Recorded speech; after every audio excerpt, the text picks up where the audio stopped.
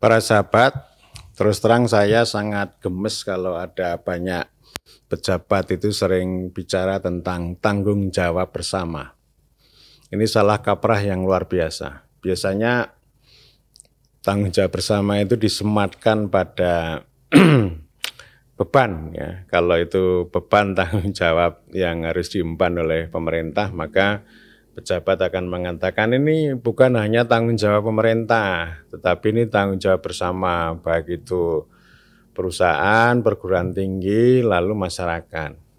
Ini biasanya ini tadi ya, hal-hal yang menjadi beban, misalnya kemiskinan, stunting, lalu sampah. Ini sampah ini di Jogja ini, waduh sampah, ini darurat sampah ini.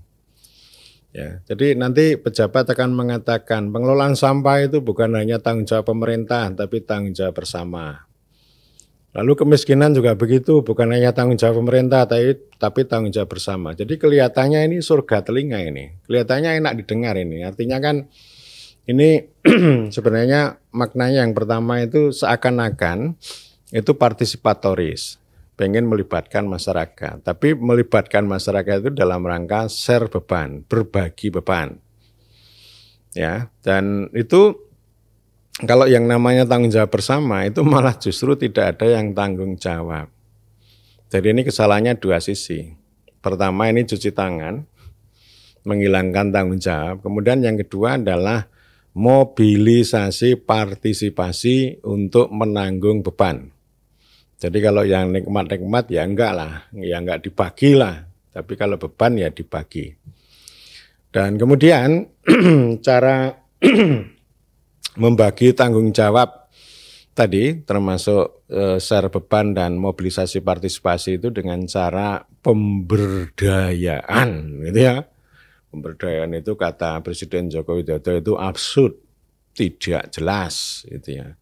Jadi hal-hal yang berat yang membutuhkan penanganan otoritas, ya, kapasitas dan koersi memaksa yang seharusnya dilakukan oleh pemerintah tapi di-share kepada masyarakat. Ya nggak akan jadi. Ini contoh lah sampah di Jogja ini ya. Jadi ini parah betul ini. Saya nggak mau lihat terlalu dalam lah. Tapi faktanya ya itu kita lihat fakta aja. Nanti soal kemiskinan juga begitu ya. Jadi ini artinya ya itu tadi nggak ada yang tanggung jawab. Itu dulu saya pernah punya pengalaman seperti Posyandu itu juga sama. Menangani ibu hamil, balita, lansia ini tanggung jawab bersama. Ternyata nggak ada yang tanggung jawab ya. Jadi tanggung jawab ini secara konseptual ada dua konsep. Ada responsibilitas dan ada akuntabilitas. Tapi kalau yang sekarang isu responsibilitas itu jarang dipakai. Tetapi lebih banyak akuntabilitas. Akuntabilitas itu akun. Jadi akuntabilitas itu sasarannya supaya ini orang tidak korup, pejabat tidak korup. Ya ini akun atau rekening itu kan bisa dilihat oleh banyak orang. Akuntabilitas juga terkait dengan laporan kepada siapa. Dan nanti itu terkait dengan transparansi. Jadi akuntabilitas sama transparansi ini dianggap sebagai dua sisi mata uang dan itu menjadi asas penting yang mereka yakini disebut sebagai tata pemerintahan yang baik atau good governance. Ini konsep atau teori resep yang datang dari barat yang menurut saya adalah ini ya. Tidak meruntuhkan Indonesia tidak, tetapi ini kabut tebal kedaulatan. Kita tidak bisa memandang secara terang benderang dan jernih. Ya, artinya ini ya itu tadi bagaimana pemerintah itu bisa dilihat rekeningnya secara transparan. Tetapi ujungnya bukan untuk memperbaiki pelayanan, menangani sampah, menangani kemiskinan, menangani hal-hal yang rumit. Enggak, bukan. Itu hanya soal penyelamatan uang semata. Jadi orang melihat transparansi itu hanya melihat uang aja. Ya, jadi ini yang nggak mutu ya. Sementara responsibilitas ini sekarang sudah hilang. Sebenarnya ini yang paling hakikat. Pemerintah, pejabat-pejabat pemerintah, aktor-aktor itu kan memperoleh mandat dari rakyat. Pemerintah itu dibentuk oleh rakyat. Lalu pemerintah itu punya responsibilitas. Jadi secara teori itu punya hak, punya kewenangan, dan itu mengandung legitimasi. Hak kewenangan ya, satu poin ya. Kemudian poin yang lain itu adalah kewajiban dan tanggung jawab. Mempertanggungjawabkan kewajiban untuk melayani, melindungi sesuai perintah dari rakyat. Menangani sampah, menangani kemiskinan. Jadi otoritasnya dipakai melakukan eksekusi. Memaksa orang-orang untuk tunduk pada perintah itu. Ya, ini namanya responsibilitas. Jadi artinya ada kekuasaan yang dijalankan untuk mengeksekusi, menyelesaikan masalah. Bukan malah dideliver atau diberdayakan melibatkan partisipasi masyarakat. Ya enggak selesai-selesai. Ini kan salah kaprah partisipasi dan pemberdayaan itu kan ada di situ. Sebenarnya kan partisipasi pemberdayaan itu ya kepentingan masyarakat dalam pengertian begini ya. Mereka memperjuangkan kepentingan di hadapan pemerintah supaya pemerintah itu punya kebijakan yang berpihak pada mereka.